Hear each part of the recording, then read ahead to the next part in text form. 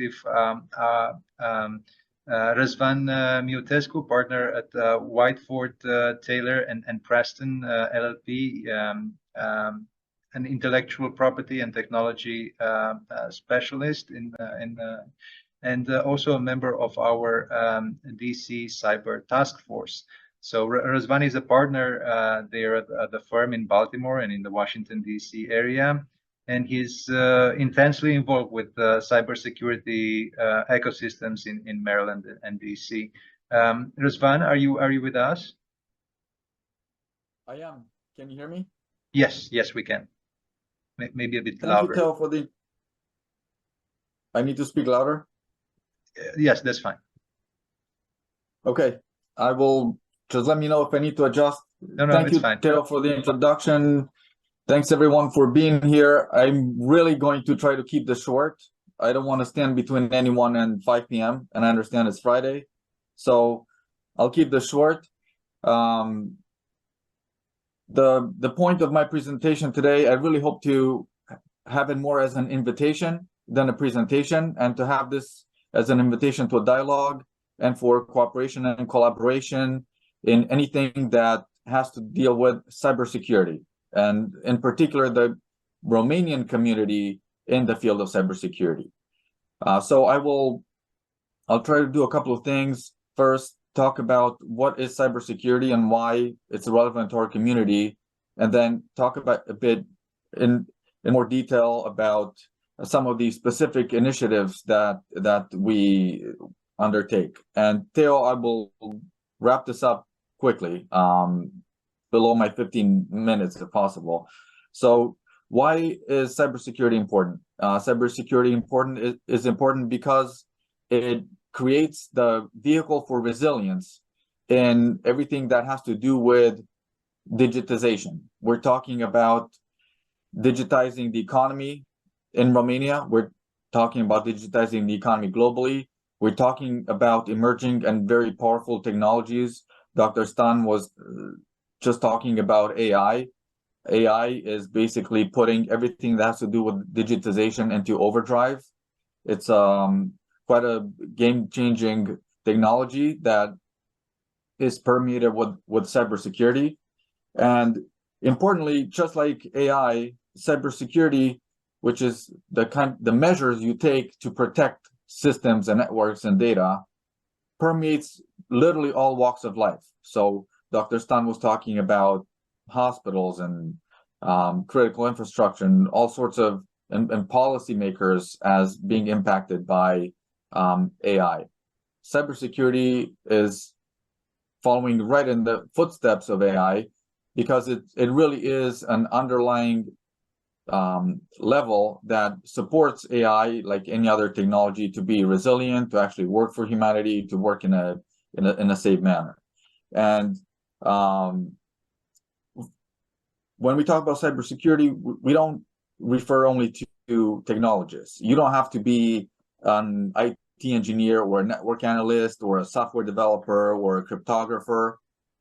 When you're using technology and you are in a decision-making position, whether you're a manager at a hospital or a school or in a manufacturing facility or in a hotel or any kind of critical infrastructure organization that has to deal with water supply, power supply, nuclear power, and so forth, having an education about what cybersecurity is critical. It's critical because everything is being run on technology, and the failure of technology will ultimately lead to the failure of these organizations. And we are seeing this happen, and it's happening at an increasing rate. We have in Romania, in the US, there are attacks on all sorts of critical infrastructures. Hospitals are being either shut down through ransomware, or you get to situations where ambulances are hacked and diverted to locations that are nowhere near close to a hospital, for example. So then we need cybersecurity for law enforcement. Law enforcement has to be able to deal with fraud arising out of cybercrime, identity theft, You can't have your regular police officer patrolling streets when the crime occurs through the computer without that police officer understanding what identity theft is, what cryptocurrency fraud means, without being able to investigate some of these crimes that happen online. Public policy. If you're an individual involved in public policy, it's really important to understand that disinformation is a real thing. It's kind of undermining the way our democracies work. It's undermining the way life operates. AI is going to play a role. AI will have a pivotal role in everything that has to do with cybersecurity, because it's being leveraged. It has been leveraged, but now at an increasing rate, there are uses of AI for cybersecurity. So, for example, you can create malware using ChatGPT. They're still kind of primitive, but we're seeing more and more malware that basically can avoid detection on endpoint device security. And the expectation is that AI will create, and Dr. Stan, I'm only talking about AI because of your presentation to kind of link it together. AI is really on track to get to the point where it creates malware that can only be detected and prevented by AI. In other words, it will kind of evade our human capabilities in terms of being able to detect it in real time, to create libraries that define these new malware and so forth. So it's really important to address that aspect. So where are we positioned? The DC Cyber Task Force. The DC Cyber Task Force is a resource for Romanians and Americans interested in cybersecurity and who want to learn more about what cybersecurity is and how cybersecurity affects everything that they're doing. We're a collection of professionals in the cybersecurity field, and we range in our professions in a way that kind of reflects the multidisciplinary nature of cybersecurity. So we have technologists, cryptographers and chief technology officers and so forth from cybersecurity companies. We have business people that were involved with the founding of companies like KnowBe4 and some of the top cybersecurity companies in the world. We have people from former CrowdStrike and current Bitdefender members of our task force. But we also have individuals who are engaged in academia, professors dealing with cybersecurity, individuals who are involved in the standard setting organizations. If you've heard of NIST, it's an organization that basically sets standards for cybersecurity.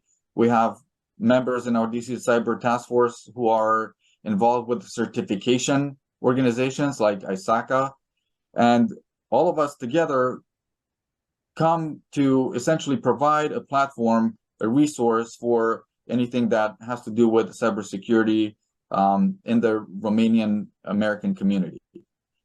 So to get even more specific, how did I get involved with this? I'm a lawyer. I deal with software. I deal with matters of intellectual property. I deal with litigation, helping startups get established. How did I get involved with cybersecurity? Well, as a software lawyer, I slowly got pulled into cybersecurity because that's where the risk turned when dealing with software. Intellectual property, licensing, and so forth has been around for decades, but cybersecurity became kind of the risk factor in contracts. So imagine you're signing a contract for $1,000, a subscription agreement, but the risk of that contract that comes with a protection of data could be in the millions of dollars, simply because data breaches are so expensive.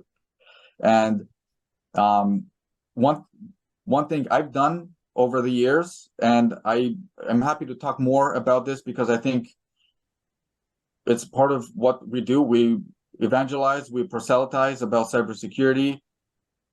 I started becoming more and more involved in anything that has to do with cybersecurity and education.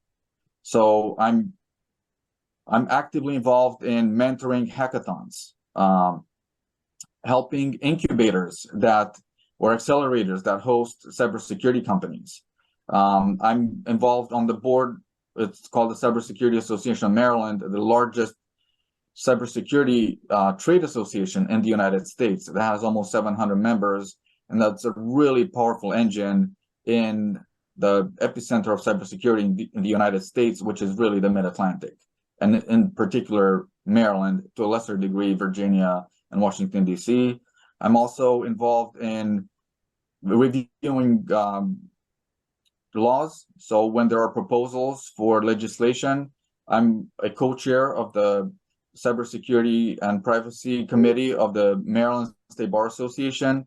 We give feedback to proposed privacy laws, proposed cybersecurity laws, and so forth. So that's what I'm doing. If anyone is interested in learning more and thank you, how we can Razvan. benefit organizations, happy to respond. Of course, and during these annual conferences, we only get to scratch the surface, not really have true, meaningful debate. I would love to have had a debate between you and Dr. Stan, talking about the risks of the technology and the positive that it brings, and would love to have that separately. In our annual meetings, we only get to inform about what is going on in various fields, and you've done a terrific job, both of you, in giving us the academic perspective and the exchange of expertise between the two countries, and the practical hands-on implications with the legal field and the future regime that will govern technology. Thank you so much for doing a terrific job at representing the STEM, exact sciences and IT in this year's conference.